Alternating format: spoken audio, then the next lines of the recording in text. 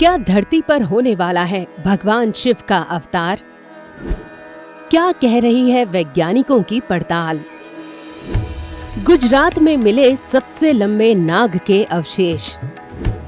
क्या वासुकी के जरिए कुछ बताना चाहते हैं महेश?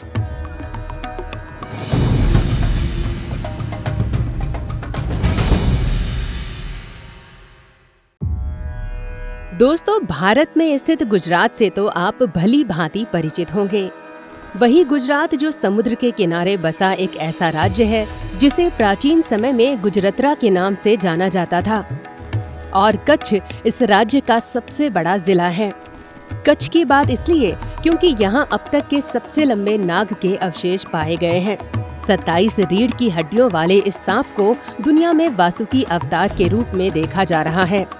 वही वासुकी जिसे भगवान शिव का परम भक्त कहा जाता था।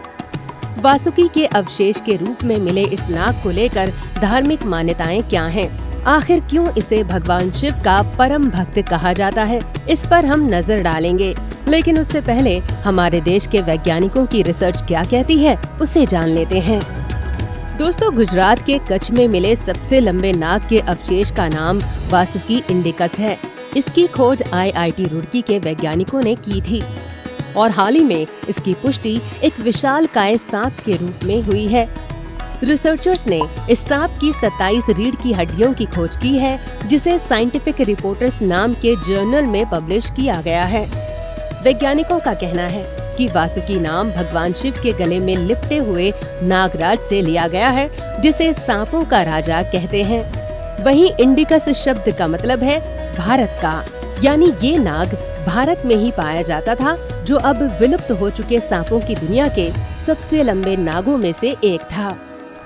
दोस्तों, वैज्ञानिक रिसर्च की माने तो 6 मीटर वाले एनाकोंडा और अजगर से वासुकी नाग बड़ा होगा, क्योंकि इसकी लंबाई 11 से 15 मीटर और इसका वजन 1 टन रहा होगा। हालांकि इसे एनाकोंडा की प्रजाति से अलग माना जा रहा है, जो अफ्रीका, यूरोप और भारत में करीब 5 से 6 करोड़ साल पहले पाए जाते थे।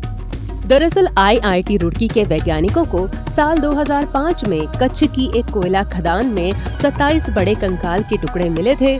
इनमें कुछ हड्डियां आपस में जुड़ी हुई थीं। तब से अब तक इस जीवाश्म को एक विशाल मगरमच्छ के अवशेष माना जा रहा है।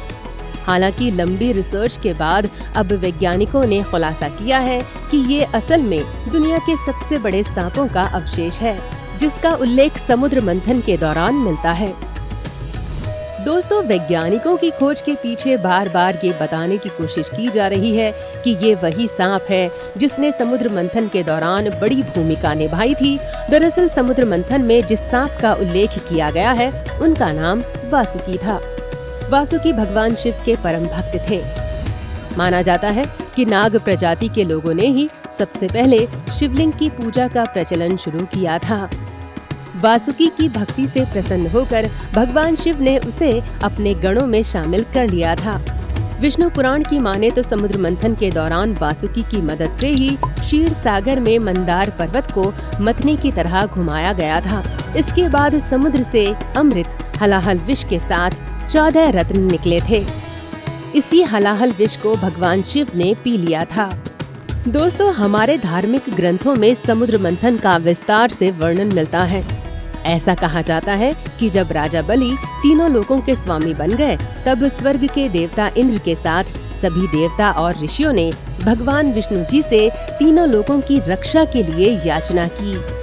तब भगवान विष्णु ने उन्हें समुद्र मंथन करने की युक्ति दी, जो महादेव के परम भक्त वासुकी नाग की मदद से सफल हुई और देवताओं को अमृतपान की प्राप्ति हुई। तो दोस्तों, ये शिव के परम भक्तों में से एक वासुकी नाग की कहानी है, जिसके अस्तित्व को लेकर हमारे देश के वैज्ञानिकों का तर्क सबके सामने है। क्या सोचते हैं आप? गुजरात के कच्छ में मिले सबसे बड़े नाग के अवशेष को लेकर कमेंट बॉक्स में जरूर बताएं और वीडियो को शेयर करने के साथ ही हमारे चैनल को सब्सक्राइब करना ना भूलें। धन्यवाद।